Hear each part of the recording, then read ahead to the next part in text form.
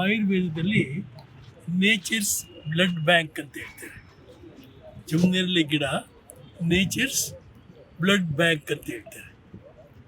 ಇದ್ರ ಪಲ್ಪು ಹೋದ್ಮೇಲೆ ಬೀಜ ಇದೆಯಲ್ಲ, ಆ ಬೀಜ ವರ್ಲ್ಡ್ಸ್ ಬೆಸ್ಟ್ ಡಯಾಬಿಟಿಕ್ಗೆ ಮೆಡಿಸಿನ್.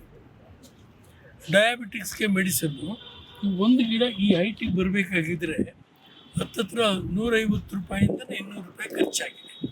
200 ರೂಪಾಯಿ 300 ರೂಪಾಯಿ ಪಬ್ಲಿಕ್ ಫಂಡ್ಸನ್ನ ಖರ್ಚು ಮಾಡಿ ಇಷ್ಟು ಒಳ್ಳೆಯ ಗಿಡ ಮಾಡಿ ಇಲ್ಲಿ ಬಂದು ಬಿಸಾಕ್ಬಿಟ್ಟು ಹೋಗ್ಬಿಟ್ರೆ ಯಾರು ದುಡ್ಡಿದು?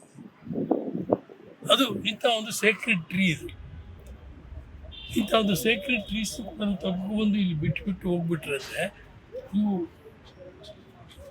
ಪಬ್ಲಿಕ್ ಫಂಡ್ಸ್ ಒಂದು ಗಿಡಕ್ಕೆ 100-150 ರೂಪಾಯಿ ಮೇಲೆ ಖರ್ಚಾಗಿದೆ. ಇದು criminal waste of public money. Criminal waste of public ಮನಿ. ಇದು ಯಾರಾದ್ರೂ ಪಬ್ಲಿಕ್ ಲಿಟಿಗೇಷನ್ ಪಿಟಿಷನ್ ಫೈಲ್ ಮಾಡಿ ಇಂಥ ಒಂದು ಕ್ರಿಮಿನಲ್ ವೇಸ್ಟು ಮಾಡ್ತಾರೆ, ಇದಕ್ಕೆ ಚೀಫ್ ಮಿನಿಸ್ಟ್ರು ಮತ್ತು ಇವರು ಬರ್ತಾರೆ ಅಂತ ಹೇಳ್ಬಿಟ್ಟು ಪಬ್ಲಿಸಿಟಿ ತಗೊಂಡ್ರು. ಆದರೆ ಏನೂ ಉಪಯೋಗ ಆಗೋದಿಲ್ಲ. ಇದು ಪಬ್ಲಿಕ್ ವೇಸ್ಟ್ ಆಫ್ ಮನಿ ಅಂದ್ಬಿಟ್ಟಿದ್ರೆ ಅವರಿಂದ ರಿಕವರ್ ಮಾಡಬೇಕು. ಯಾರು ಇದನ್ನು ಆರ್ಗನೈಸ್ ಮಾಡಿದ್ರು ಅವರಿಂದ ಈ ಗಿಡಕ್ಕೆ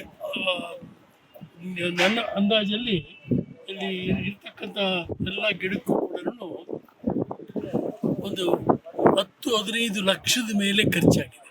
ಈ ಗಿಡ ಮಾಡಬೇಕಾಗಿದೆ. ಎಷ್ಟು ಜನ ಕೂಲಿಯವರು ಮಣ್ಣು ಗೊಬ್ಬರ ದುಡ್ದು ನೀರು ಹಾಕಿ 2 ವರ್ಷ ಮಕ್ಕಳು ಸಾಕ್ದಂಗೆ ಸಾಕಿ ಇದು ಮಾಡಿದ್ರಂದರೆ it amounts to killing the children. ಇದೊಂದು ಮರ ಹಾಕಿದ್ರೆ ಎಷ್ಟು 1000 ಹಣ್ಣು ಕೊಡುತ್ತೆ. ಇದು ಕ್ರಿಮಿನಲ್ ವೇಸ್ಟ್.